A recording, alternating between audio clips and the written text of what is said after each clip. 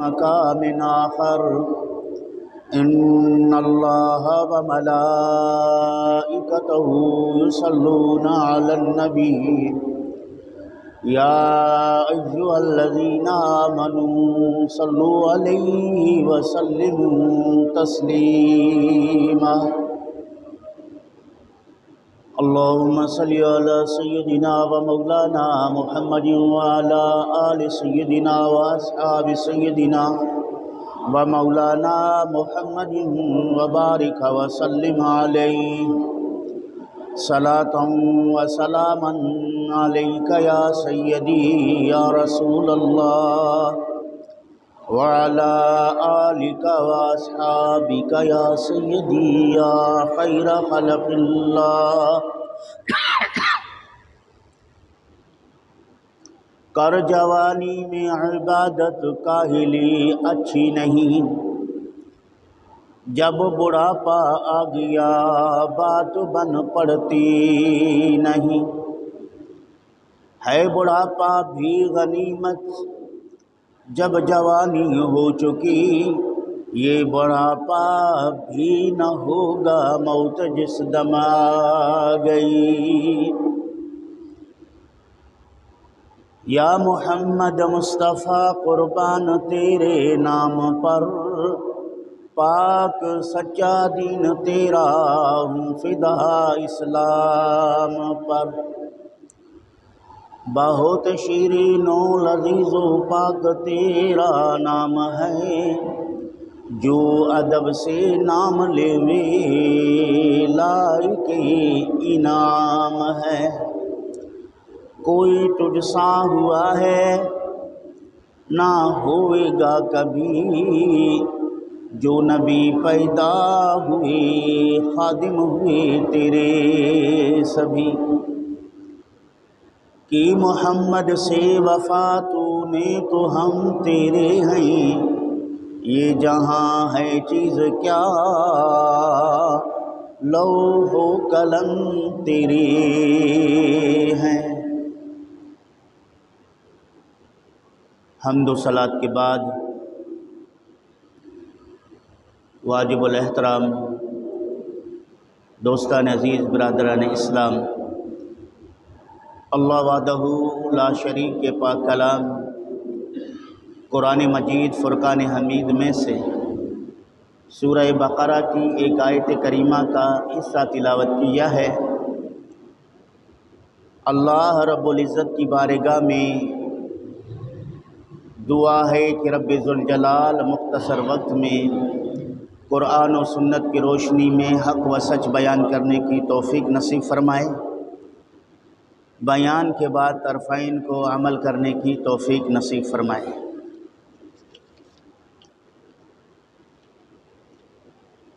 عزیزان گرامی، آج کا دن عید کا دن ہے، خوشیوں کا دن ہے، رحمتوں کا دن ہے، برکتوں کا دن ہے، مغفرت کا دن ہے۔ ہم آج اللہ رب العالمین کی بارگاہ میں بطور شکرانہ کے دوگانہ نماز عید الفطر ادا کرنے کی نیت سے مسجدوں کا، عیدگاہوں کا رخ کرتے ہیں، جہاں نماز عید ادا کرنے کے ساتھ علماء کرام سے، خطبہ اسلام سے، واعظین اور مبلغین سے شریعت محمدی صلی اللہ علیہ وآلہ وسلم کے مسائل سماعت کرنے کی نیت رکھتے ہیں۔ ایک دینی محفل ہے، ایک دینی مجلس ہے، عمومی طور پر مسلمان دین سے دور ہونے کی وجہ سے مسجد کے آداب سے عیدگاہ میں تشریف لے جانے کے آداب سے نا آشنا ہیں، مواعظ کے اصول، خطابت کے انداز سے مکمل طور پر بے خبر ہیں، جس کی وجہ سے جب ان سے کچھ پوچھا جاتا ہے تو شرما جاتے ہیں، جب انہیں کسی درود شریف یا کسی وظیفے کے متعلق کہا جاتا ہے تو شرما جاتے ہیں۔ اس کی دو وجہ ہیں،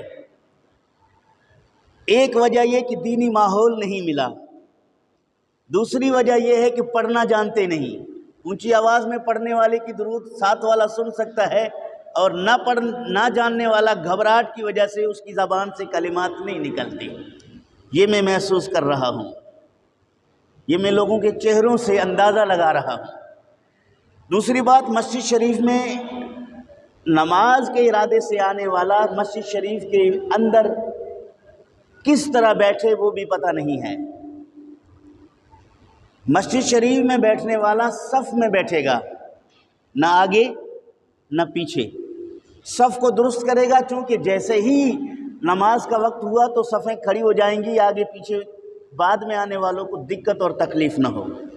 تو آپ سے میں گزارش کروں گا کہ ذرا صف پہ آ جائیں، آگے اس بھائی سے، نہ پیچھے ہے نہ آگے ہے، صف میں بیٹھیں آپ بالکل، اور صف میں بیٹھیں بالکل نماز کے لحاظ سے جیسے آپ جماعت میں نماز پڑھتے ہیں اسی طرح بیٹھیں۔ مسجد شریف کے دروازے سے بیٹھنے پر اجتناب کریں، کیونکہ اگر گیٹ پر آپ بیٹھ جائیں گے تو بعد میں آنے والوں کو پریشانی ہوگی۔ تو پہلی صف کی جو فضیلت ہے وہ دوسری کی نہیں، جو دوسری صف کی فضیلت ہے وہ تیسری کی نہیں، جو تیسری صف کی فضیلت ہے وہ چوتھی کی نہیں۔ تو پہلے آنے والا فضیلت سے محروم کیوں ہے؟ پہلے آنے والا پہلی صف میں بیٹھے تاکہ پہلے بھی آیا ہے تو صف اول میں بیٹھ کر اس کا اجر پائے، اس کو اللہ رب العالمین ثواب عطا فرمائے۔ تو یہ مسائل ہیں نماز پڑھنے والے لوگوں کے مسجد شریف میں آنے کے۔ میں نے جو آیت کریمہ تلاوت کیا ہے اس میں اللہ رب العالمین نے رمضان شریف کے روزوں کو مکمل کرنے کا بیان ارشاد فرمایا ہے۔ رسول اکرم صلی اللہ علیہ وآلہ وسلم کے زمانہ میں صحابہ کرام رضوان اللہ تعالی علیہم اجمعین نے رسول اکرم صلی اللہ علیہ وسلم سے دریافت کیا کہ کوئی مہینہ 30 دن کا ہوتا ہے، کوئی مہینہ 29 دن کا ہوتا ہے، ہم روزہ کس طرح رکھیں؟ تو نبی اکرم صلی اللہ علیہ وآلہ وسلم نے انہیں ارشاد فرمایا کہ رمضان شریف کا چاند دیکھ کر روزہ رکھو، شوال کا چاند دے کر عید مناؤ۔ سمجھ میں بات آئی کہ رمضان شریف کا چاند دے کر روزہ رکھو، شوال کا چاند دے کر عید مناؤ۔ اب رمضان شریف اور شوال کے چاند کے درمیان 30 دن بنتے ہیں تو 30 دن روزے ہیں، 29 دن بنتے ہیں تو 29 دن روزے ہیں۔ اللہ رب العالمین تمہیں اس پورے مہینے کا ثواب عطا فرما دیتا ہے۔ کوئی دل میں یہ محسوس نہ کرے کہ 29 روزے ہو گئے ہیں لہٰذا اس مہینے کے ایک دن کم ہونے کی وجہ سے ثواب کم ہوا ہے، ایسا ہرگز نہیں، ایسا ہرگز نہیں ہے۔ ثواب مہینے کا مکمل اللہ رب العالمین کی رحمت سے دیا جاتا ہے۔ اگر 30 دن کا ہے تو بھی اجر وہی ہے، 29 دن کا ہے تو بھی اجر وہی ہے، چونکہ ہم اللہ رب العالمین کی اطاعت فرماتے ہیں۔ رب کائنات نے جو ہمیں حکم دیا ہے وہ یہ دیا ہے وَتُكْمِلُ الْعِدَّةَ، گنتی پوری کرو، مہینے کی گنتی پوری کرو، خواہ وہ 30 دن کی ہے یا 29 دن کی ہے، اس گنتی میں ناغہ نہ کرو، تم اس گنتی میں کمی نہ کرو۔ جب تم کمی کرو گے تو ترک فرض کا ہوگا، لازم آئے گا، اور ترک فرض کی وجہ سے ایک تو تمہیں اجر بھی نہیں ملے گا، دوسرا روزہ ترک کرنے کی وجہ سے تم گناہ کبیرہ کے مرتکب ہو جاؤ گے۔ بغیر عذر کے روزہ ترک کرنا گناہ کبیرہ ہے، اس سے بچو۔ مکمل روزے گنتی کے ساتھ رکھو، رب ذوالجلال کی رحمت میں کوئی کمی نہیں ہے۔ وَلِتُكَبِّرُوا اللَّهَ، پھر اللہ رب العالمین کی پاکی بولو اللہ اکبر لا الہ الا اللہ واللہ اکبر وللہ الحمد کی تسبیح پڑھو۔ گنتی پوری کرنے کے بعد جب آپ چاند دیکھو گے، عید کے لیے عیدگاہ کی طرف روانہ ہو جاؤ گے، تو اپنے گھروں سے نکلتے ہی اللہ رب العالمین کی بڑائی بولتے ہوئے چلو، اللہ اکبر لا الہ الا اللہ واللہ اکبر وللہ الحمد۔ رسول اکرم صلی اللہ تعالی علیہ وآلہ وسلم عید الاضحیٰ کے موقع پر اس تکبیر کے کلمات کو اونچی آواز میں پڑھا کرتے تھے، اور عید الفطر کے موقع پر آپ صلی اللہ علیہ وسلم اس تکبیر کو آہستہ انداز میں پڑھا کرتے تھے، تاکہ تکبیر کسی صورت میں ترک نہیں کیا جاتا۔ عید الاضحیٰ میں اونچی آواز میں پڑھ کر حاجیوں کے ساتھ مشابہت اختیار کیا جاتا ہے، اور عید الفطر میں آہستہ پڑھ کر اہل دل اور اہل ذکر کے ساتھ مشابہت اختیار کیا جاتا ہے۔ یہاں قرآن کریم نے فرمایا وَلِتُكَبِّرُ اللَّهَ، اللہ رب العالمین کی بڑائی بولو، اللہ رب ذوالجلال کی شان بیان کرو۔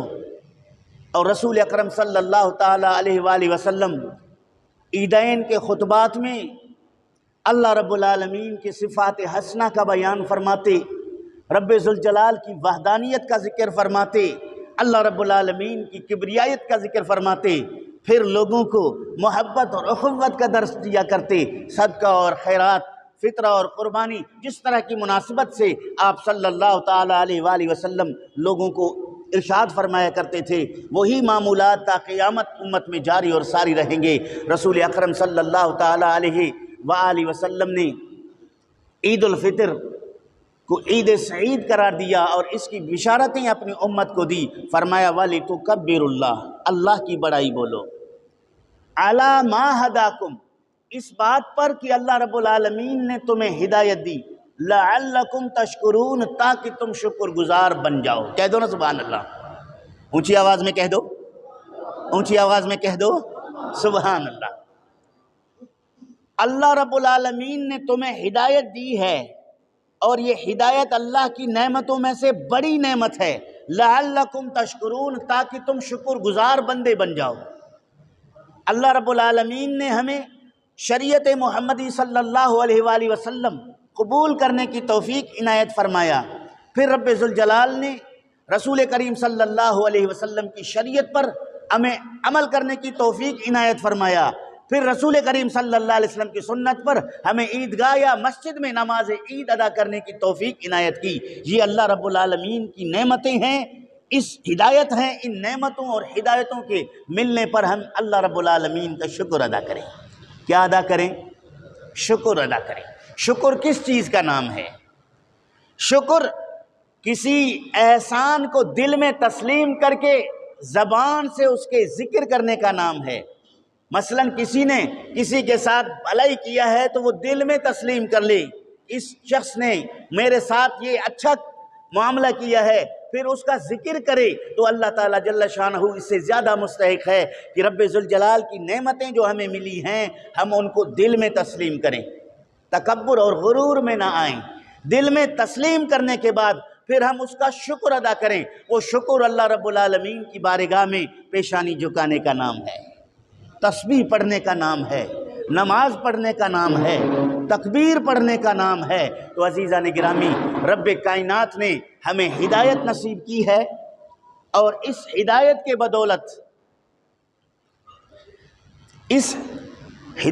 بدولت ہم جو ہیں شکر کے لحاظ سے مسجد شریف کی طرف آئے ہیں، اللہ رب العالمین کی بندگی بجا لانے آئے ہیں۔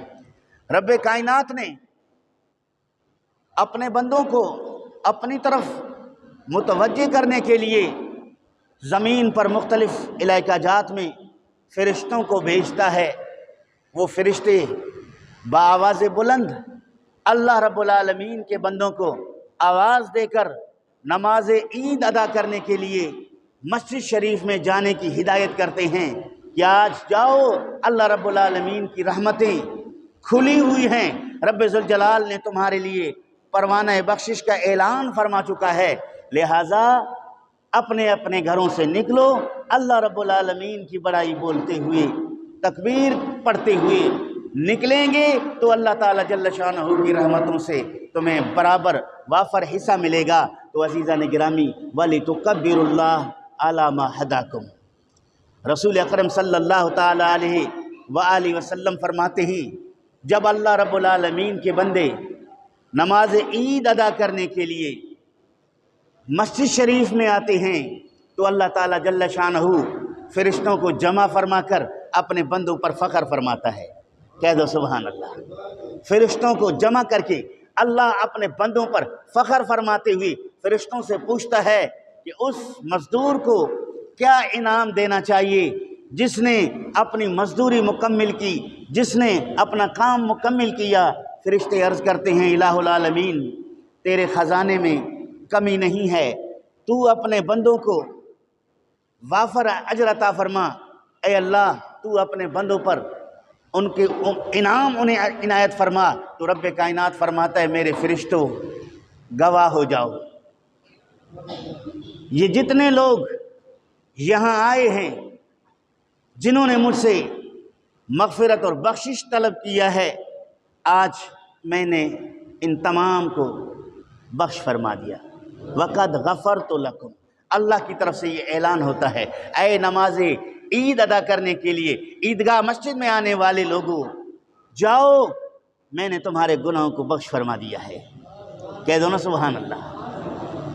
ابھی ہم نے نماز ادا کی ہے، رب ذوالجلال نے ہمارے گناہوں کو بخش فرما دیا اور ہماری مغفرت کا اعلان فرما دیا۔ فرشتوں نے ہمیں مغفرت ملنے پر مبارکباد دینے شروع کیے۔ ہم نے نماز عید پڑھنے کے بعد ایک دوسرے کو گلے مل کر مبارکباد دینے کا معمول بنایا۔ تو رب کائنات نے فرمایا لعلکم تشکرون، تاکہ تم شکر گزار بندے بنو، اللہ کی نعمتوں کو تسلیم کرنے والے بندے بنو، اللہ کی نعمت ملنے پر اللہ کا ذکر اور شکر کرنے والے بندے بن جاؤ۔ لَإِن شَكَرْتُمْ لَأَزِيدَنَّكُمْ، اگر تم میرا شکر ادا کرو گے میں تمہیں اور زیادہ دوں گا۔ اگر تم میرا شکر گزار بندے بن جاؤ گے میں تمہیں عنایتوں سے مالا مال فرما دوں گا۔ اگر بندہ اللہ رب العالمین کے بخشش ملنے پر شکر ادا کرتا ہے تو اللہ تعالیٰ مزید ان کے گناہوں کو معاف فرما دیتا ہے۔ اگر بندہ اللہ رب العالمین کی عبادت بجا لانے پر، رب کی توفیق ملنے پر شکر ادا کرتا ہے تو اللہ تعالیٰ اس کو عبادت گزار بندوں میں بنا دیتا ہے۔ کوئی بندہ اللہ رب العالمین کی رضا میں مال خرچ کر کے شکر ادا کرتا ہے، رب ذوالجلال مزید اس کے مال میں برکتیں عطا فرما کر اور انہیں مزید جو ہے خرچ کرنے کی توفیق عنایت فرما دیتا ہے، سخاوت اس کے لیے آسان کر دیتا ہے، اس کے دل میں اللہ تعالیٰ جل شانہ محبتیں ڈال دیتا ہے، جس کی وجہ سے وہ اللہ رب العالمین کے بندوں میں ایک مقرب بندہ مانا جاتا ہے۔ رب ذوالجلال اس کی طرف مخلوق کو رجوع کرنے کی ہدایت فرما دیتا ہے، مخلوق تانتا باندھ کر اس کی طرف چلے آتے ہیں، وہ بندہ اللہ رب العالمین کے مقرب بندوں میں شامل ہو جاتا ہے۔ مصطفیٰ کریم صلی اللہ علیہ وآلہ وسلم نے فرمایا کہ جس کو اللہ تعالیٰ جل شانہ آزمانا چاہتا ہے مال دے کر رب ذوالجلال آزماتا ہے، مال لے کر رب ذوالجلال آزماتا ہے، خوشحالی دے کر رب ذوالجلال آزماتا ہے، تنگ دستی میں مبتلا کر کے رب ذوالجلال آزماتا ہے۔ بندہ اللہ رب العالمین کی راہ میں شاکر بن جائے یا اللہ رب العالمین کی راہ میں صابر بن جائے، صابر بن جائے تو کمال ہے، شاکر بن جائے تو کمال ہے۔ صابر بننے والے بھی رب ذوالجلال کے مقرب ہیں، شاکر بننے والے بھی رب ذوالجلال کے مقرب ہیں۔ جو صبر اور شکر کو ترک کر دیتا ہے وہ اللہ رب العالمین کی بارگاہ میں راندا جاتا ہے۔ رسول اکرم صلی اللہ علیہ وآلہ وسلم نے ارشاد فرمایا کہ بنی اسرائیل میں 3 شخص تھے، تینوں اللہ رب العالمین نے انہیں آزمائش میں مبتلا کر دیا تھا۔ ایک کوڑھ کی بیماری میں مبتلا تھا، لوگ اس کے قریب نہیں آتے تھے، اس سے گھن کرتے تھے، اس سے نفرت کرتے تھے، اس سے دور رہتے تھے۔ دوسرا ایک شخص جس کے سر پر کوئی بال نہ تھا، وہ سر پر بال نہ ہونے کی وجہ سے لوگوں کی تانا زنی سے پریشان تھا۔ تیسرا وہ شخص جو آنکھوں سے بالکل نابینا تھا، اسے کچھ نظر نہیں آتا تھا۔ رب کائنات نے ان کے پاس ایک فرشتے کو بھیجا۔ فرشتے نے سب سے پہلے اس شخص کے پاس چلا گیا جس کو کوڑ کی بیماری میں وہ مبتلا تھا۔ فرشتے نے جا کر اسے کہا کہ دنیا کی کون سی چیز تجھے سب سے زیادہ محبوب ہے، دنیا کی کون سی چیز تجھے سب سے زیادہ پیارا ہے، کس چیز کو تو پسند کرتا ہے؟ اس نے کہا کہ میں کوڑ کے مرض میں مبتلا ہوں، مجھے تو سب سے زیادہ شفا عزیز ہے۔ اللہ تعالیٰ مجھے اس کوڑ کی بیماری سے شفا دے دے تاکہ لوگ مجھ سے ملنا جلنا شروع کر دیں، لوگ میرے ساتھ تعلقات برقرار رکھیں، لوگ مجھ سے نفرت نہ کریں، میں اس بیماری کے عذاب سے نجات پاؤں، اس سے بڑھ کر میرے لیے کچھ نہیں۔ فرشتے نے اس کے جسم پر ہاتھ پھیرا۔ جسم پر جب ہاتھ پھیرا تو اس کے آہستہ آہستہ وہ سارے زخم مٹ گئے، کوڑ کا مرض ختم ہو گیا، خوبصورت جوان ہو کر تندرست ہو گیا۔ فرشتے نے اللہ رب العالمین کے دیے ہوئے مال میں سے ایک بکری اسے دے دی کہ یہ آپ رکھیں اور اللہ رب العالمین تجھے اس سے برکتیں عطا فرمائے۔ اس بکری سے ان کے لیے بکریوں کا ریوڑ بن گیا۔ فرشتے دوسرے کے پاس گئے جس کے سر پر بال نہیں تھے، اسے کہا کہ تجھے کیا پسند ہے، دنیا کی کون سی چیز محبوب ہے؟ اس نے اپنے بالوں کی شکایت کی۔ فرشتے نے اس کے سر پر ہاتھ پھیرا، اسے گائے دے دی اور کہا کہ تجھے اللہ تعالیٰ جل شانہ برکتیں عطا فرمائے۔ وہ اس گائے سے اس کے لیے کئی گائے بن گئے، کئی مالدار بن گیا، بہت سارا مال جمع کر لیا۔ فرشتے اندھے کے پاس جا کر اسے پوچھا کہ تجھے کیا محبوب ہے؟ اس نے کہا کہ مجھے میری آنکھیں چاہیے، آنکھوں کی نعمت ہے یہ اللہ رب العالمین نے جو مجھے نور دیا تھا، اب روشنائی کم ہو گئی ہے، لوگوں کو پہچان نہیں سکتا، لوگوں کو دیکھ نہیں سکتا، اپنے ضروریات میں لوگوں کا محتاج ہوں، رب ذوالجلال مجھے اس سے نجات عطا فرمائے، مجھے یہ محبوب ہے۔ فرشتے نے اس کے آنکھوں پہ ہاتھ پھیرا تو آنکھوں میں بینائی آ گئی، آنکھیں روشن ہو گئی۔ ایک اونٹ اسے دے دیا کہ اللہ تعالیٰ جل شانہ تجھے اس سے برکت عطا فرمائے۔ وہ بھی مال رکھتا ہوا بڑا مالدار بن گیا۔ کچھ عرصے کے بعد رب کائنات نے فرشتے کو بھیجا، جائیں اب ان بندوں کے پاس جو پہلے اس 3 قسم کے عذاب میں مبتلا تھے، ان کے پاس جائیں اور ان سے کہیں کہ اللہ رب العالمین کے نام پر تیری مدد کریں۔ فرشتہ انسانی روپ میں آیا، سب سے پہلے کوڑ کے مریض کے پاس چلا گیا، کہنے لگا کہ میں مسافر ہوں، میرے پاس مال وغیرہ کی قلت ہے، اللہ نے آپ کو بکریاں دی، مال دیا ہے، تو مالدار ہے، اللہ رب العالمین کے نام پر مجھے کچھ دے دے۔ اس شخص نے کہا کہ میں آپ کو اپنے مال میں سے کچھ نہیں دے سکتا، مجھ پر میرے بچوں کے حقوق ہیں، بیوی کے حقوق ہیں، گھر کے اخراجات ہیں، یہ معاملات ہیں، وہ معاملات ہیں، میں آپ کی اتنی بڑی تعاون نہیں کر سکتا۔ اس نے کہا دیکھیں بھائی، میں آپ کو جانتا ہوں، پہلے آپ کوڑ کی بیماری میں مبتلا تھے، کوئی شخص تجھ سے ملنا نہیں چاہتا تھا، رب ذوالجلال نے اپنی رحمت سے تجھے شفا عطا کر کے مالدار بنایا ہے، اس رب کی نعمتوں کا شکر ادا کرتے ہوئے اللہ کے نام پر کچھ مجھے دے دیں۔ اس نے کہا کہ آپ جھوٹ بولتے ہیں، میں کبھی کوڑ کی بیماری میں مبتلا نہیں ہوا، یہ مال تو میرے باپ داداؤں سے وراثت کے طور پر مجھے ملتا ہوا آ رہا ہے، یہ آپ لوگ فقیر لوگ خام خواہ کی باتیں کر کے ہم امیروں سے مال بٹورنا چاہتے ہو، یہاں سے چلے جاؤ، میری طرف سے آپ کو کچھ نہیں دیا جائے گا۔ فرشتے نے کہا اگر یہی بات ہے تو جیسا تو پہلے تھا اللہ آپ کو ویسا بنا دے، جیسا تو پہلے تھا اللہ آپ کو ویسا بنا دے۔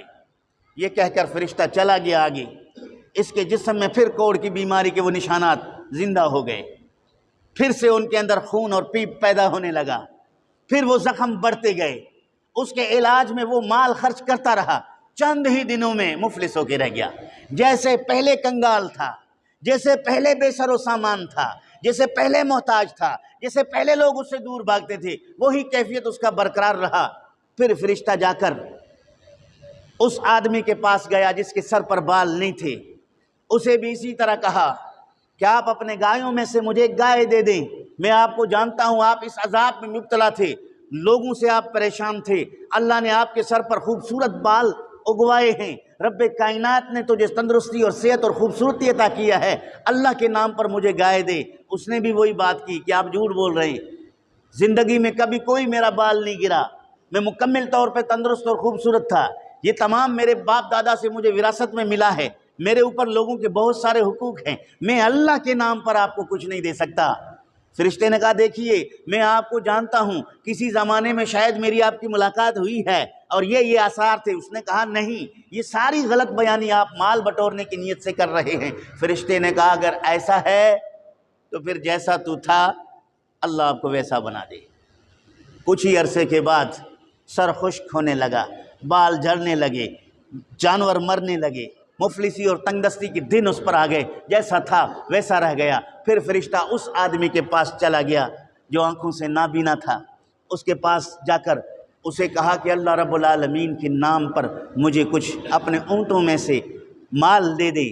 उसने कहा, भाई आप अल्लाह रब्बुल आलमीन के नाम से मुझसे मांग रहे हैं, मेरी कोई हकीकत नहीं है, मेरे पास कुछ भी नहीं था। रब्बे ज़ुल जलाल ने मुझे बीनाई अता करके मुझे मालदार बनाया, मैं अल्लाह का जितना शुक्र अदा करूं कम है, मैं अल्लाह के नाम पर जितना खर्च करूं कम है। आइए मेरे ऊँटों में से जितने ऊँट आपको चाहिए ले जाएं, जितने चाहिए ले जाएं, कोई रुकावट नहीं है। फरिश्ते ने कहा, मुबारक हो, अल्लाह आपके माल आपको मुबारक करे, अल्लाह आपको इसी तरह खुशहाल रखे, अल्लाह आपको इसी तरह मोहताजी से दूर फरमाए, रब्बे ज़ुल जलाल तुझ पर रहम फरमाए। मैं कोई मुसाफिर नहीं हूँ, मैं कोई मोहताज नहीं हूँ, मैं वही फरिश्ता हूँ। आपको याद होगा कि चंद वक्त पहले मैं आपके पास आया था, मैंने आपसे जो कहा, आपने आँखों के मुतल्लिक कहा, रब्बे ज़ुल जलाल ने मुझे सबब और ज़रिया बनाया, तुझे अल्लाह ने शिफा अता फरमाया, तू मालदार बन गया, और आज अल्लाह ने इम्तिहान के लिहाज से मुझे भेजा। तेरे दो भाई, तेरे दो कौम के लोग इम्तिहान में फेल हो गए, वो बर्बाद हो गए, रब्बे ज़ुल जलाल ने तुझे कामयाबी अदा की है, तू मुबारकबाद के मुस्तहिक है। तो अज़ीज़ा ने गिरामी, ये नेमतें अल्लाह रब्बुल आलमीन देता है, तो नेमतों का इम्तिहान भी अल्लाह लेता है। तो लिहाजा हमें और आपको नहीं पता ये आने वाला कोई कौन है, कहाँ का है। मुमकिन है कि वो रब्बे ज़ुल जलाल की तरफ से कोई फ़रिश्तादा हो, भेजा हुआ हो, जो सदा लगाए हमारी इम्तिहान ले रहा हो। तो अज़ीज़ा ने गिरामी, अल्लाह रब्बुल आलमीन के नाम पर माल खर्च किया जाए। अल्लाह रब्बुल आलमीन के नाम पर जब तुम माल खर्च करोगे, ये माल जो है तुम्हारे लिए आखिरत का ज़ख़ीरा बनेगा, बैंक बैलेंस बनेगा।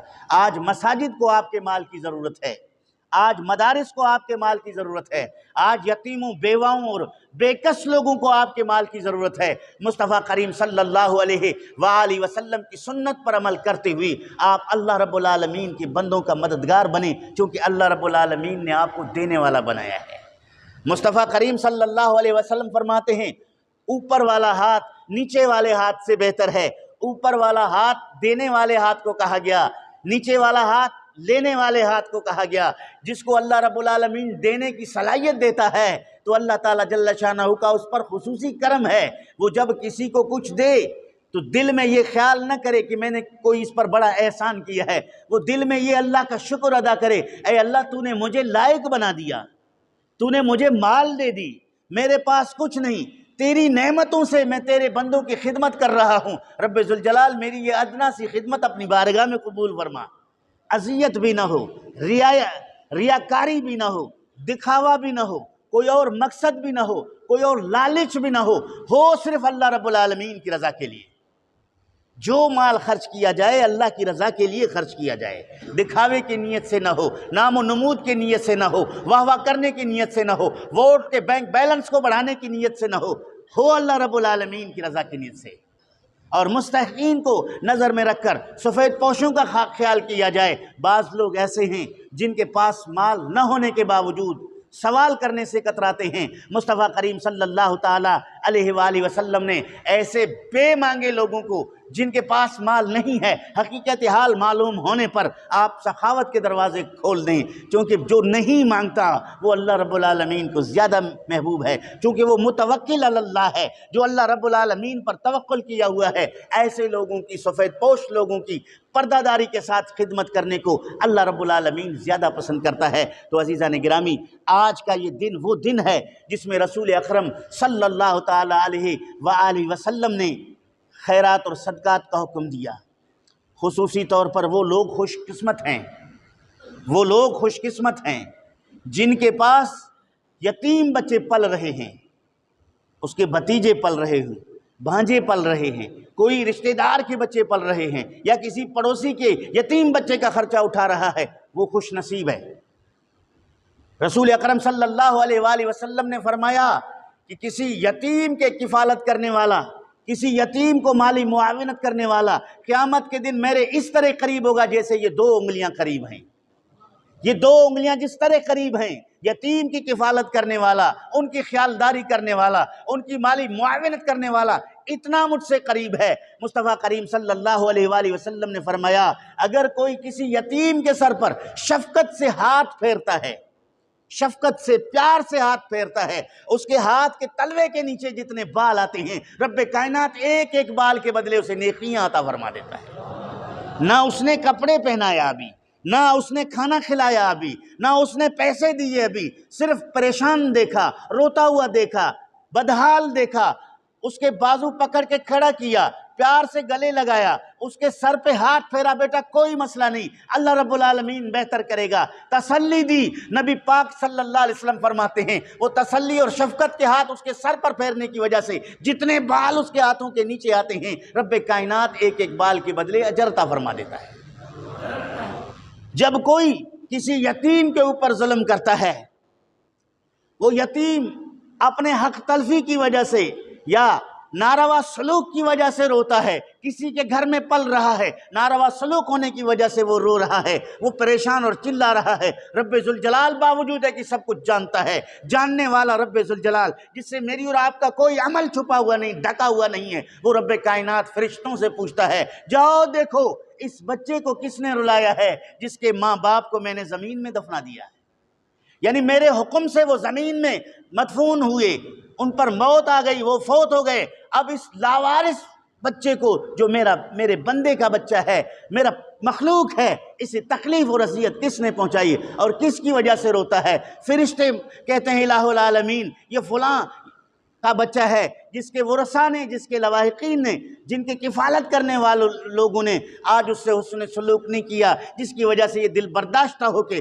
رونے لگا۔ رب کائنات کے سامنے جب یہ باتیں کی جاتی ہیں مصطفیٰ کریم نے فرمایا کہ رب ذوالجلال کا عرش ہلنے لگ جاتا ہے، حرکت میں آ جاتا ہے۔ عزیزان گرامی، جس یتیم کے بچے کے رونے سے عرش الہی کانپ جائے، ہم ان کے مال ہڑپ کرنا چاہتے ہیں، ہم ان کے باپ کی جائیداد کو اپنے نام کرانے کی ہر طرح ممکن کوشش کرتے ہیں، وکلا کو رشوت دے کر کسی طرح وہ اس کو اپنے نام پر ٹرانسفر کرانا چاہتے ہیں، یتیم کے گھر کو اپنے نام پر ٹرانسفر کرانا چاہتے ہیں، یتیم کے دکانوں کو اپنے نام پر ٹرانسفر کرانا چاہتے ہیں، یتیم کے زمینوں کو اپنے نام پر ٹرانسفر کرانا چاہتے ہیں، یتیم کے چوپایوں کو اپنے نام کا کہہ کر بیچ دیتے ہیں۔ تو عزیزان گرامی، یہ دنیا ہے، دنیا چند روزہ ہے، اس کے بعد اس کا حساب انتہائی سخت ہے۔ یتیم کے مال کو سنبھالنا کفیل کے اوپر لازم ہے، وہ جو کفالت کر رہا ہے وہ اس کو سنبھالے، ضائع ہونے سے روکے۔ ہاں، وہ بچہ ناسمجھ ہونے کی وجہ سے اپنے باپ کی جمع پونجی کو ضائع کر رہا ہے، اس وقت بے شک وہ مال اس کے قبضے میں نہ دیا جائے، اس کے ہاتھ میں نہ دیا جائے، اس نیت سے روکا جائے کہ یہ نہ سمجھ جائے، یہ نقصان کر دے گا، اب اس کا مال اسے نہ دیا جائے، جوان ہونے پر اس کو اس کا مال واپس کر دیا جائے گا، اس نیت سے رکھنے والے کو اللہ اجر فرما دیتا ہے۔ لیکن اس نیت سے کہ اس مال کا غبن کر دے، اس مال کو ختم کر دے، اس مال کو اپنے لیے اپنی جائیداد میں شامل کر دے، تو اس نیت سے وہ اللہ رب العالمین کے قہر سے نہیں بچ سکتا۔ اللہ کے قہر سے ڈرو۔ قل هو القادر علی ان یبعث علیکم عذابا من فوقکم او من تحت ارجلکم او یلبسکم شیئا۔ اے پیغمبر صلی اللہ تعالی علیہ وسلم، آپ لوگوں کو کہہ دیجئے کہ اللہ رب العالمین بڑا قہار ہے، بڑا طاقتور ہے۔ اگر اللہ چاہے تو تمہارے اوپر سے تمہیں عذاب میں مبتلا کر دے، اگر اللہ چاہے تمہارے پیروں تلے عذاب لائے تمہیں ہلاک کر دے، رب ذوالجلال چاہے تو تمہیں قوموں قبیلوں میں لڑا بھڑا کر جھگڑا کر تمہیں عذاب میں مبتلا کر دے۔ رب ذوالجلال اگر تمہیں عذاب نہیں دے رہا، یہ رب ذوالجلال کی رحمت ہے۔ لیکن قل هو القاہر، اللہ اسی قل هو القادر علی ان یبعث علیکم، اللہ تو وہ قادر ہے، عذاب بھیجنے پر رب قادر ہے لیکن بھیجتا نہیں ہے۔ اس کا یہ مطلب نہیں کہ اگر دنیا میں فی الفور گرفت نہ ہو، دنیا میں فی الفور پکڑ نہ ہو تو ہم عذاب خداوندی سے بچ پائیں گے، ہرگز نہیں ہے۔ عزیزان گرامی، فرعون بھی تو 300 سال تک اپنے آپ کو رب کہتا رہا، ظلم کرتا رہا، رب ذوالجلال نے ڈھیل دی۔ نمرود نے طویل عرصے تک ربوبیت کا دعویٰ کرتے ہوئے مخلوق خدا پر ظلم کے بازار کو گرم رکھا، رب ذوالجلال نے اس کو ڈھیل دی، لیکن وہ ڈھیل جو ہے ایک دن پکڑ میں آج ان کا نام ہے نہ نشان ہے۔ آج وہ نشان عبرت ہے، آج بھی مصر کے میوزیم میں اس کا ڈھانچہ پڑا ہوا دکھائی دے رہا ہے کہ لوگوں دیکھو یہ وہی مردہ پڑا ہوا ہے جو کہتا تھا کہ میں سب سے بڑا رب ہوں۔ آج اس کی آنکھیں اس سے کچھ نہیں دیکھ سکتا، اس کے کان اس سے کچھ نہیں سن سکتا، اس کی ناک اس سے کچھ نہیں سن سکتا، اس کی زبان اس سے کچھ نہیں بول سکتا، اس کے ہاتھ اس سے کچھ نہیں پکڑ سکتا، اس کے پیر یہ چل نہیں سکتے، یہ کروٹ نہیں بدل سکتا، اس کے اوپر مکھیاں بیٹھیں تو اسے ہٹا نہیں سکتا، اتنا بے بس پڑا ہوا ایک لکڑی، خشک لکڑی کی مانند ہے۔ تو وہ جو رب کی بارگاہ میں اپنے آپ کو رب پیش کرنے کے لیے مخلوق خدا کو اپنے دولت کے بل بوتے پر، اپنی قوت کے بل بوتے پر زیر کرنے کی کوشش کرتا رہا، رب کائنات نے اس کو قیامت کے لیے نشان عبرت بنا دیا۔ تو عزیزان گرامی، یہ دنیا جو ہے یہ دار الجزا ہے، دار العمل ہے، آخرت جو ہے دار الجزا ہے۔ ہمیں اس میں عمل بجا لانا چاہیے، ہمیں اس میں نیک کام کر لینا چاہیے، ہمیں مخلوق خدا سے محبت اور شفقت سے پیش آنا چاہیے۔ رسول اکرم صلی اللہ تعالی علیہ وآلہ وسلم ارشاد فرماتے ہیں، اس سے پہلے کہ میں آپ کو عرض کروں کہ ہماری جامع مسجد نورانی کی تعمیرات کا ارادہ ہے۔ روڈ اوپر ہونے کی وجہ سے مسجد شریف کو اونچا کرنے کا ارادہ رکھتے ہیں۔ آپ تمام احباب مسجد شریف میں بھرپور تعاون کریں۔ مسجد شریف کے حالیہ اخراجات جمعے کے چندے سے ناکافی ہیں اور ظاہری طور پر کوئی مسجد شریف کے وسائل نہیں۔ آس پاس جو دکانیں نظر آ رہے ہیں یہ دکان مالکان کے ہیں، مسجد کے نہیں۔ اکثر لوگ یہ سوال کرتے ہیں کہ مسجد شریف کے اتنے دکانات ہونے کے باوجود مالی وسائل حل کیوں نہیں ہیں؟ تو میں آپ کو عرض کروں کہ مسجد شریف میں ایک دکان بھی مسجد کی ملکیت نہیں ہے۔ سنو، ایک دکان بھی، بولیں، ایک دکان بھی چاروں طرف سے مسجد کی ملکیت نہیں ہے۔ لہٰذا ان دکانوں کو دیکھ کر مسجد کو مالدار مسجدوں میں شامل نہ کریں، بلکہ مسجد صرف آپ کے جمعہ کے چندے پر چل رہا ہے جو انتہائی ناکافی ہے، اور اس وقت جو ہمارے امام ہیں مسجد کے اس کی تنخواہ بالکل ناکافی ہے مسجد میں وسائل نہ ہونے کی وجہ سے۔ آپ احباب سے ہم نے بارہا گزارش کی ہے کہ مسجد شریف کو فعال بنانے کے لیے آپ مسجد کو فنڈنگ کریں، آپ اللہ رب العالمین کے گھر کو آباد کریں۔ جب آپ مسجد کو فنڈنگ کریں گے، جب آپ مسجد کو آباد کریں گے، اللہ رب العالمین تمہارے گھروں کو آباد فرمائے گا۔ مسجد کو آباد کرنے والے کی ایمان کی گواہی رب کائنات نے قرآن میں دے دیا۔ رسول اکرم صلی اللہ علیہ وسلم نے فرمایا تم دیکھو کسی کو وہ مسجد کی خبر گیری کر رہا ہے، تم اس کے ایمان کے گواہ بن جاؤ۔ مصطفیٰ کریم صلی اللہ تعالیٰ علیہ وسلم نے فرمایا جس نے مسجد اللہ رب العالمین کے رضا کے لیے بنائی، اگرچہ وہ چڑیا کے گھونسلے کے برابر ہے، رب کائنات اس کے لیے جنت میں گھر بنا دیتا ہے۔ تو عزیزان گرامی، کثیر مسجد کی تعمیرات پر فضائل موجود ہیں، اور مسجد وہ عمارت ہے جس کے مزدور بن کے مصطفیٰ کریم نے پتھر اپنے کاندھے پہ اٹھا کے بنائے ہیں۔ جس مسجد کے دیواروں کو بنانے کے لیے رسول کریم کا شانہ نبوت استعمال ہو اور پتھر اٹھا اٹھا کے مصطفیٰ کریم اس مسجد میں اس کی تعمیرات میں حصہ لے رہا ہو، یہ مجھے اور آپ کو ترغیب ہے۔ ورنہ حضور کے تو ہزاروں صحابہ حضور کے اشارے پر سر کٹانے کے لیے تیار تھے، رسول اکرم کو ایک اینٹ اٹھانے کی ضرورت نہیں تھی، آپ نے خود مسجد میں مزدوری والا کام کر کے مجھے اور آپ کو ترغیب دی ہے کہ مسجد کی خدمت کو معمولی نہ سمجھو، مسجد کی خدمت کو حقیر نہ سمجھو، یہ محبوب ترین خدمت ہے۔ آپ جان سے، مال سے، ہر لحاظ سے مسجد کے خادم بنیں گے تو اللہ تعالیٰ جل شانہ ہمارے گھروں کو آباد فرمائے گا، ہمارے قبروں کو نور سے بھر دے گا۔ میں عرض یہ کر رہا تھا کہ مصطفیٰ کریم صلی اللہ تعالیٰ علیہ وآلہ وسلم نماز عید پڑھنے کے بعد جب اپنے کاشان اقدس کی طرف تشریف لا رہے تھے، راستے میں دیکھا کہ مدینہ شریف کے بچے گلی میں دوڑ رہے ہیں، کھیل رہے ہیں، ادھر کوئی جا رہا ہے، کوئی ادھر جا رہا ہے۔ ان تمام بچوں کے بیچ میں ایک بچہ ہے جس کے چہرے پر گرد و غبار ہے، بال بکھرے ہوئے ہیں، کپڑے پھٹے پرانے ہیں، آنکھوں میں آنسو بھرا ہوا ہے، قطرے اس کے گال سے نیچے ٹپک رہے ہیں۔ رسول کریم کی نظر پڑی، آپ صلی اللہ علیہ وسلم نے وہاں رک کر اس بچے کو بلا کے پوچھا، بیٹا سارے بچوں نے کپڑے پہنے، خوشی سے کھیل رہے ہیں، تو نہ کپڑے پہنا ہے اور نہ خوش ہے، روتا کیوں ہے؟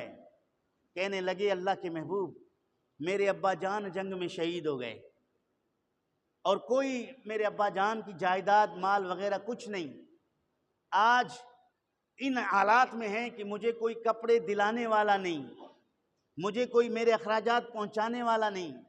اس وجہ سے میں دیکھ رہا تھا کہ یہ بچے آج بڑے حشاش بشاش ہیں، مجھے میرے والد کی یاد آ گئی کہ میرے ابا جان ہوتے تو آج میں بھی کپڑے پہن کر ان کے ساتھ اسی طرح خوش ہوتا، تو اس وجہ سے میرے آنکھوں سے آنسو آ گئے۔ رسول کریم صلی اللہ علیہ وسلم آپ دیدہ ہو گئے، آپ صلی اللہ علیہ وسلم نے اس بچے کو اٹھایا۔ کتنا خوش نصیب ہے جس کو محبوب خدا اٹھا رہے ہیں، اٹھا کر اپنے گھر لے آئے، ان کے نہلانے کا انتظام فرمایا، ان کو کپڑے پہنوائے، ان کے بال سنوار کے مصطفیٰ کریم نے فرمایا آج کے بعد تو میرا بیٹا ہے، جب بھی تجھے کسی چیز کی ضرورت ہو بلا جھجک میرے پاس آیا کرے، میں پورا کرتا ہوں۔ اس موقع پر رسول اکرم صلی اللہ علیہ وسلم نے یتیم کی کفالت پہ بڑا زور دیا۔ تو عزیزان گرامی، آج بھی ہم اپنے آس پاس دیکھیں، اپنے پڑوس میں دیکھیں، کہیں کوئی بیوہ تنگ دستی کی وجہ سے رو تو نہیں رہی، کہیں یتیم بچے تنگ دستی کی وجہ سے گوشہ نشین ہو کر پریشان تو نہیں ہیں۔ تو عزیزان گرامی، جب اللہ نے مال لیا ہے تو ان کی خدمت کرنا بھی لازمی ہے۔ تو آج عید کے دن ہم اپنے لیے، اپنے بچوں کے لیے ہر طرح کی ان کی فرمائشیں پوری کرتے ہیں۔ اگر اللہ کی رضا کے لیے اللہ کی مخلوق کی خدمت کریں گے تو یہ اللہ رب العالمین کا ہم پر بڑا انعام ہوگا۔ یہ اللہ رب العالمین کی نعمتوں میں سے بڑی نعمت ہے جس کو اللہ تعالیٰ توفیق دے۔ رسول اکرم صلی اللہ تعالیٰ علیہ وآلہ وسلم کے امت میں ایک شخصیت گزرے ہیں، عمر ابن عبدالعزیز۔ کیا نام ہے؟ اونچی آواز میں کہہ دو، عمر ابن عبدالعزیز۔ عادل بادشاہ ہے جس کو خلفائے راشدین میں شامل کیا گیا ہے۔ عید کے رات حکومتی مصروفیات سے فارغ ہو کر گھر جاتے ہیں تو اس کے بچے خلیفہ وقت کو گھیر لیتے ہیں، ابا جان فلاں کے بچے نے کپڑے لیے، فلاں کے بچے نے جوتے لیے، فلاں نے یہ تیاری کی، فلاں نے یہ تیاری کی، ہمارے کپڑے کہاں ہیں، ہمارے جوتے کہاں ہیں؟ عمر ابن عبدالعزیز کی بات کر رہا ہوں۔ حضرت عمر ابن عبدالعزیز نے کہا کہ یہ جو تمہارے کپڑے پہنے ہوئے ہیں اس کو دھلا کے اسی کو پہن لو، چونکہ میری خلافت میں جو میری تنخواہ ہے وہ میرے گھر چلانے کے لیے کافی ہے، میرے پاس اضافی پیسے نہیں کہ میں تمہاری فرمائشیں پوری کروں۔ خلیفہ وقت ہے، ریاست ہے، مسلمانوں کا امیر ہے، ہزاروں لوگ آپ کے حکم کے اشارے سے جہاد کر کے کفار کا مقابلہ کرتے ہیں، وہ کہتا ہے کہ میرے پاس میری تنخواہ اجازت نہیں دیتی کہ میں تمہیں نئے کپڑے دلوا دوں، تمہاری فرمائشیں پوری کروں۔ اس کی زوجہ محترم نے سفارش کی کہ بچے چھوٹے ہیں، پڑوس میں بچوں کو دیکھ کے یہ فرمائش کر رہے ہیں، کہیں سے ادھار لے کے کر لو۔ حضرت عمر ابن عبدالعزیز نے ایک خط لکھا ناظم بیت المال کو، جو سرکاری خزانے پر منشی ہے، اس کو لکھا کہ میری تنخواہ مجھے 1 مہینے ایڈوانس میں دے دو۔ اس نے وہ رکا بھیجا تو وہ بیت المال کا جو ناظم تھا اس نے عمر ابن عبدالعزیز کا رکا پڑھا، رکا پڑھنے کے بعد اس کو الٹا کے قلم نکال کے اس کے پیچھے سے لکھا، امیر المومنین آپ کا حکم سر آنکھوں پر، آپ جو کہیں خادم اس کے کرنے کے لیے تیار ہے، لیکن میری گزارش یہ ہے کیا آپ کو 1 مہینے کی گارنٹی ہے زندہ رہنے کی؟ آپ 1 مہینہ زندہ رہ سکتے ہیں، اس کے بعد آپ مجھے یہ بیت المال کا قرضہ واپس کریں گے؟ امیر المومنین عمر ابن عبدالعزیز کے پاس جب یہ رکا پہنچا، عمر ابن عبدالعزیز نے رکا پڑھا، آپ کے آنکھوں سے آنسو جاری ہو گئے، کہا کہ بیت المال کے ناظم نے میری آنکھیں کھول دی، اس نے مجھے ہلاکت سے بچایا، آج کے حکمرانوں کی طرح لال پیلا آگ بگولا ہو کے فوراً اس کو معزول کرنے کا پروانہ جاری نہیں کیا کہ تجھے میں معزول کرتا ہوں، چلا جا، اب فلاں کو میں نے اس بیت المال کا ناظم بنایا ہے، وہی سنبھالے گا۔ حالانکہ کر سکتا تھا امیر المومنین عمر ابن عبدالعزیز، کر سکتا تھا اس کو معزول، لیکن آپ نے جب ان جملوں پر غور کیا آپ کے آنکھوں میں آنسو آ گئے۔ آپ نے اپنے بچوں کو سمجھایا کہ تیرے باپ کے کل زندہ رہنے کی یقین نہیں ہے تو میں غیر یقینی مدت کا قرضہ کیوں لوں؟ لہٰذا تم اپنے یہ پرانے کپڑے دھو کر پہن لو اور اللہ رب العالمین تمہیں جنت میں ریشمی کپڑے پہنائے گا۔ عدل انصاف کا یہ عالم تھا۔ دوسرے دن عیدگاہ کی طرف جا رہے ہیں، اس وقت مسلمانوں کا خلیفہ امامت کیا کرتا تھا، عید کا خطبہ ہو، جمعے کا خطبہ ہو، یہ خلفائے کرام کرتے تھے۔ خلفائے کرام کی جس کو اجازت ہوتا اس کے اذن سے پھر جہاں خلفاء کی رسائی نہیں ہے وہاں کے مسلمانوں کو نائب بن کر، کوئی خلیفہ کا نائب بن کر وہ نمازیں پڑھایا کرتا تھا۔ یہاں حضرت امیر المومنین عمر ابن عبدالعزیز اپنے بچوں کو ایک انگلی میں پکڑا کے چلا رہا ہے، دوسرے کو دوسرے، ان کے کپڑے پھٹے پرانے اور پیوند لگے ہوئے ہیں، باپ امیر المومنین ہے، بچوں کو پکڑ کے لا رہا ہے عیدگاہ کی طرف، اور عیدگاہ میں لا کر پہلی صف میں کھڑا کرتا ہے اپنے ساتھ، پھر آپ خطبہ دے کر نماز عید پڑھاتا ہے۔ تو عزیزان گرامی، میرے کہنے کا مطلب یہ ہے کہ ہم عید میں بے شک اپنے بچوں پر خرچ کریں، لیکن خرچ کرنے کی ایک مقدار ہونی چاہیے۔ وَلَا تُبَذِّرْ تَبْذِيرًا، رب کائنات نے فرمایا فضول خرچی نہ کرو، فضول خرچی نہ کرو۔ فضول خرچی کے معاملے میں بیجا کھلونے مہنگے بچوں کو دلاتے ہیں، 1.5-2 گھنٹے کے بعد توڑ پھوڑ کر رکھ دیتے، پٹاخے پھوڑتے ہیں جس پر رقم بھاری خرچ کر کے ہم بچوں کو اس خطرناک چیزوں میں لگا دیتے ہیں۔ اس کے بعد پھر اس کے علاوہ بھی کئی قسم کے فضولیات جو ہم اپنے معاشرے میں دیکھ رہے ہیں، ان تمام فضولیات سے بچو۔ ان پیسوں کو آپ اللہ کی راہ میں خرچ کرو، جو آپ کھلونوں میں خرچ کر رہے ہو، جو آپ پٹاخے پھوڑنے پہ خرچ کر رہے ہو، جو آپ بیجا ناقابل استعمال چیزیں خرید کر کے شو پیس کے طور پر رکھ کر پیسہ اپنا ضبط کر لیتے ہو، ان تمام کو اللہ رب العالمین کی راہ میں خرچ کرو، کیونکہ یہ سب کے سب فضول خرچی کے زمرے میں آتے ہیں۔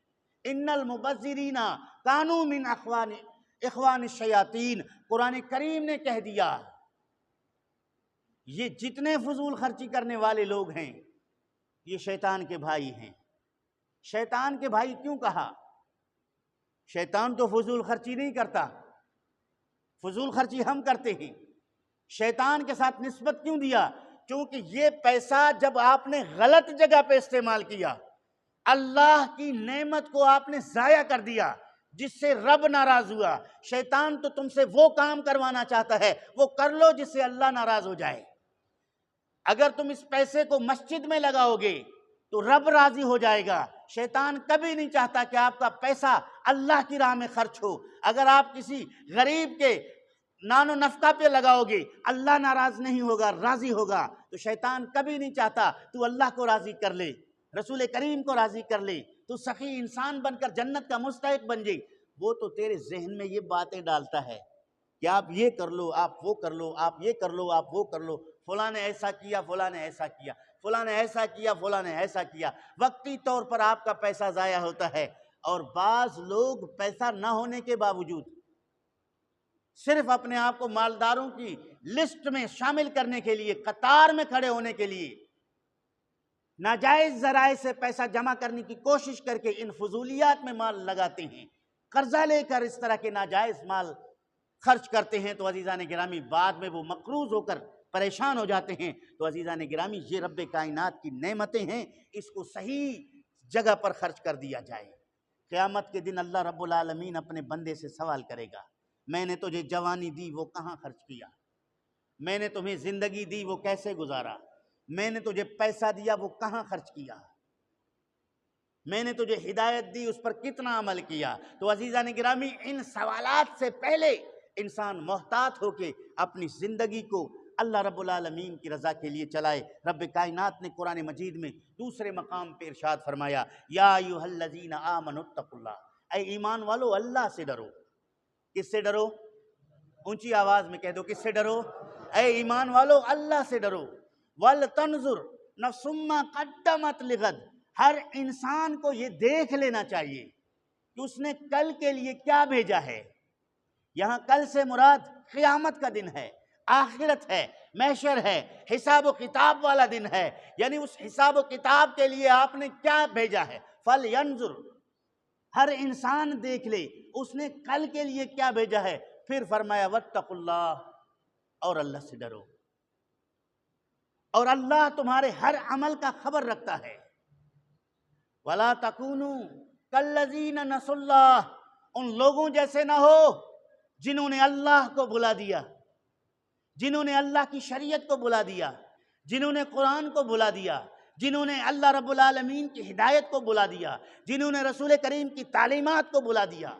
وَلَا تَكُونُوا كَالَّذِينَ نَسُوا اللَّهَ فَأَنْسَاهُمْ، اللہ رب العالمین کی رحمت جو ہے ان کی طرف متوجہ نہیں ہے، اور وہ قیامت کے دن نقصان اٹھانے والوں میں سے، فاسق اور فاجر لوگوں میں سے بن جائیں گے۔ تو عزیزان گرامی رب نے یہاں متنبع کر دیا کہ تم اپنے کل کی فکر کرو، کل کی فکر کرو کہ کل ہم نے کیا بھیجا۔ ابھی رمضان شریف کا مہینہ گزرا، اس میں جتنے روزے رکھے گئے، جتنی تلاوتیں کی گئیں، لوگ اعتکاف میں بیٹھے، یہ سب کل کا ذخیرہ ہے۔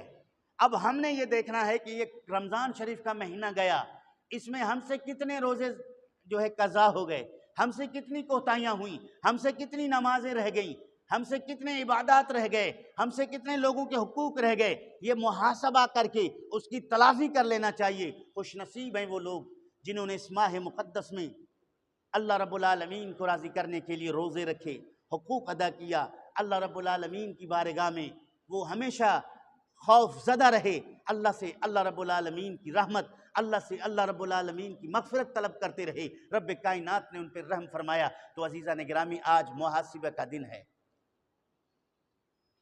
حضرت امیر المومنین عمر فاروق رضی اللہ تعالیٰ عنہ اکثر اپنے خطبات میں ارشاد فرماتے تھے، تو حاسبو، اپنا حاسبو قبل ان تو حاسبو، اپنا حساب کرو اس وقت سے پہلے جب کہ تمہارا حساب لیا جائے۔ اپنا حساب خود کرو اس دن سے پہلے جس دن تمہارا حساب لیا جائے۔ کیا مطلب؟ ایک امیر آدمی اپنے کاروبار میں ایک شخص کو منشی بنا کر، اپنا سیکرٹری بنا کر کاروبار چلانے کے لیے اسے کہتا ہے کہ پورے سال کاروبار چلاؤ اور سال مکمل ہونے کے بعد مجھے حساب و کتاب بتانا۔ وہ منشی پورے سال کاروبار چلا کر ایک ایک چیز کو لکھتا ہے کہ میں نے اس کے کہنے پر یہاں پیسہ خرچ کیا، یہاں میں نے یہ چیز خریدی، اس سے اتنا نفع کمایا، ادھر اتنا خسارہ ہوا، ادھر اتنا نقصان ہوا۔ وہ سال قریب ہونے کے بعد رجسٹر کو لے کر مکمل حساب کر کے اپنے آپ سے مطمئن ہو جاتا ہے۔ جب سیٹھ صاحب کے سامنے بیٹھتا ہے تو سیٹھ صاحب اس سے پوچھتا ہے اتنا مال تھا کہاں خرچ کیا؟ فوراً بتا دیتا ہے۔ فائدہ کتنا ہوا؟ فوراً بتا دیتا ہے۔ نقصان کتنا ہوا؟ فوراً بتا دیتا ہے۔ میرے گھر والوں کو کتنا خرچہ دیا؟ فوراً بتا دیتا ہے۔ تو عزیزان گرامی جو اپنا حساب کر کے اپنے مالک کے پاس جا کر رجسٹر لے جاتا ہے تو وہ فوری طور پر بتانے میں کامیاب ہو جاتا ہے۔ جو نہ لکھتا ہے نہ حساب کرتا ہے، حساب کرنے کے بعد جب مالک اس سے سوال کرے کہ اس کو کہاں خرچ کیا، سر کھجلانے شروع کر دیتا ہے، پھر تکے بازی کرتا ہے، اٹکل پچو سے کام لے کر وہ ایک جگہ پکڑا جاتا ہے۔ اس کے بعد شرمساری سے اس کو جناب بہت ساری باتیں سننے کے بعد اس نوکری سے بھی برخاست ہونا پڑتا ہے۔ تو عزیزان گرامی دنیا کے معمولی منشی کو اپنا حساب و کتاب اپنے مالک کے سامنے رکھ کر لے جانا ضروری ہے۔ تو ہم اللہ رب العالمین کے بندے ہیں، رب نے ہمیں زندگی دی ہے، کیا خیال ہے ہم ایسے ہی چھوڑ دیے جائیں گے؟ अयहसबुल इंसान अन युत्रका सुदा, कुरान ने हमसे सवाल किया, क्या इंसान इस घमंड में है कि उसे ऐसे ही छोड़ दिया जाएगा? नहीं मेरे दोस्त, ऐसे नहीं छोड़े जाओगे। कुरान है, अयहसबुल इंसान अन युत्रका सुदा, क्या इंसान इस घमंड में है? उससे नहीं पूछा जाएगा जिंदगी के बारे में, नहीं पूछा जाएगा माल के बारे में, नहीं पूछा जाएगा इबादत के बारे में, नहीं पूछा जाएगा हुकूकुल इबाद के बारे में, नहीं पूछा जाएगा हुकूकुल्लाह के बारे में। जरूर पूछा जाएगा, तो इसकी तैयारी किया जाए, हिसाब व किताब कर लेनी चाहिए। अल्लाह ताला जल्ल शानहु अमल की तौफीक नसीब फरमाए। नमाज ईद उल फितर मुकम्मल तौर पर हम उसकी तैयारी कर चुके हैं। तमाम अहबाब जो बाहर खड़े हैं वो अंदर आ जाएं, जिनको जगह नहीं है वो मस्जिद शरीफ के छत पर जाकर नमाज़ पढ़ें, सहन में नमाज़ पढ़ें, और कोशिश ये करें कि सफ़ें खाली ना हों, दुरुस्त कर लें, और खड़े होकर अपने सफ़ों को दुरुस्त कर लें। नमाज ईद 2 रकात वाजिब